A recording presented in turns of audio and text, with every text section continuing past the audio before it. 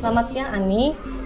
Terima kasih Ani sudah datang ke sini dan mau ngobrol dengan Ibu.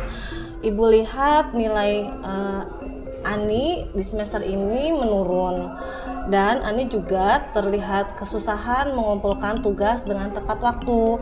Ada yang ingin Ani ceritakan tidak dengan Ibu? Ani bisa cerita ke Ibu sebenarnya apa yang Ani rasakan, kesulitan apa yang Ani alami selama ini, supaya Ibu juga bisa mengerti apa yang Ani rasakan dalam situasi ini. Sebenarnya aku bingung Bu, harus mulai dari mana dan harus ngapain juga. Aku tahu aku ada masalah dalam akademik, tapi aku masih susah menjelasin kenapa aku kesusahan Ibu. Nggak apa-apa Ani, wajar sekali kalau memang Ani merasa kebingungan. Kita coba cari tahu apa yang membuat Ani itu merasa kebingungan. Kita bisa mengisi dari kedua lembar ini. Coba Ani tolong isi ini tidak ada yang benar ataupun salah. Apakah Ibu dan Bapak pernah memiliki peserta didik seperti Ani? Atau ketika dulu bersekolah, apakah Ibu dan Bapak pernah merasa bingung mengidentifikasi masalah yang dialami? Dalam video ini, kita akan membahas mengenai konseling individu sebagai tahapan lanjutan dari pemetaan masalah dan kebutuhan peserta didik.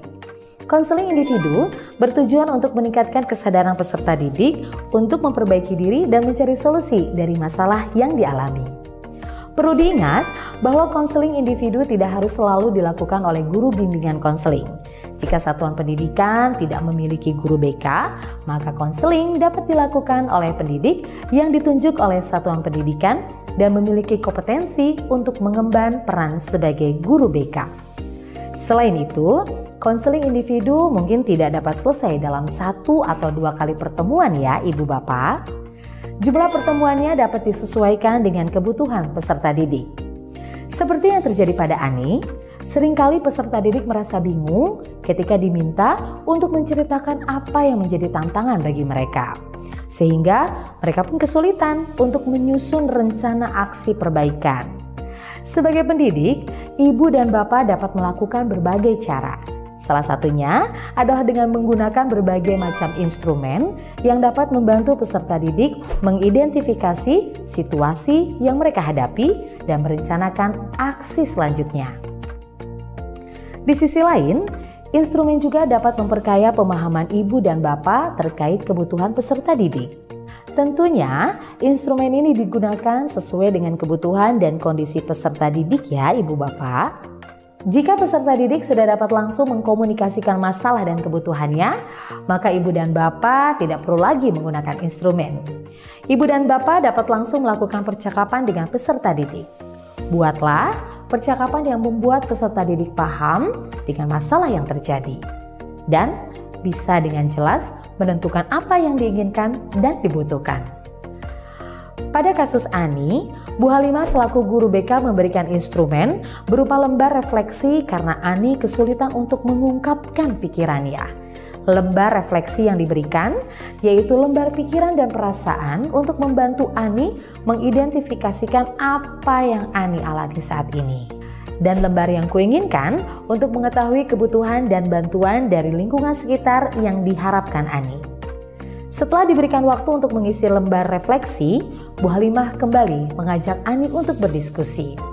Ternyata, kedua lembar refleksi ini membantu Ani untuk menggambarkan masalah yang ia alami dan bantuan yang ia butuhkan. Sebagai pendidik, Bu Halimah mencoba memberikan pertanyaan terkait gambar yang dibuat Ani dalam lembar refleksi. Ketika Ani menjelaskan, Bu Halimah melihat dan mendengarkan Ani secara seksama.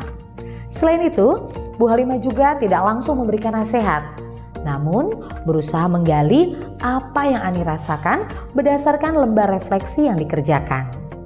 Dari situlah Bu Halimah dapat lebih mengetahui tantangan yang dihadapi Ani dan bantuan yang dibutuhkan. Di sisi lain, berdasarkan informasi dari Ani, rasa cemas yang ia miliki cukup mengganggu. Tidak hanya dalam hal akademik, namun juga berbagai area dalam kehidupannya. Oleh karena itu, Bu Halimah meminta persetujuan Ani dan juga orang tua Ani untuk melibatkan tenaga profesional. Bu Halimah ingin membantu Ani agar menurunkan rasa cemas yang dialami dan memunculkan kepercayaan dirinya. Dengan kolaborasi bersama psikolog, Bu Halimah ingin melakukan asesmen mengenai tingkat kecemasan Ani dan juga berdiskusi cara yang tepat untuk perlahan mengurangi kecemasan tersebut.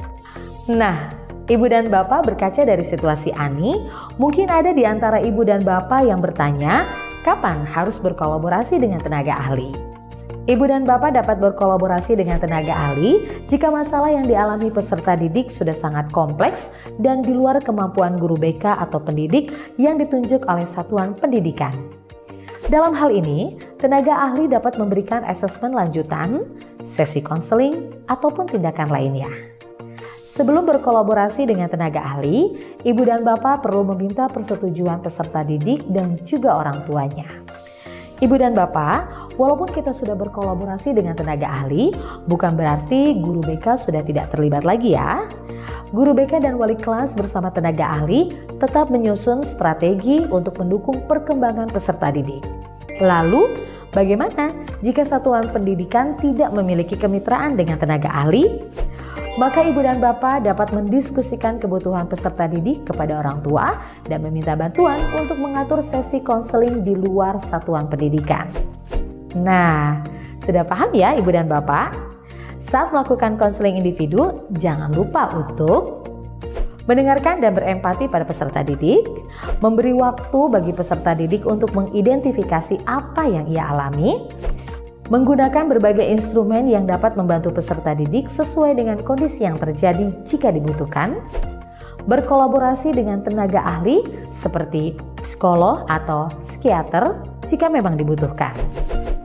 Selamat mencoba Ibu dan Bapak.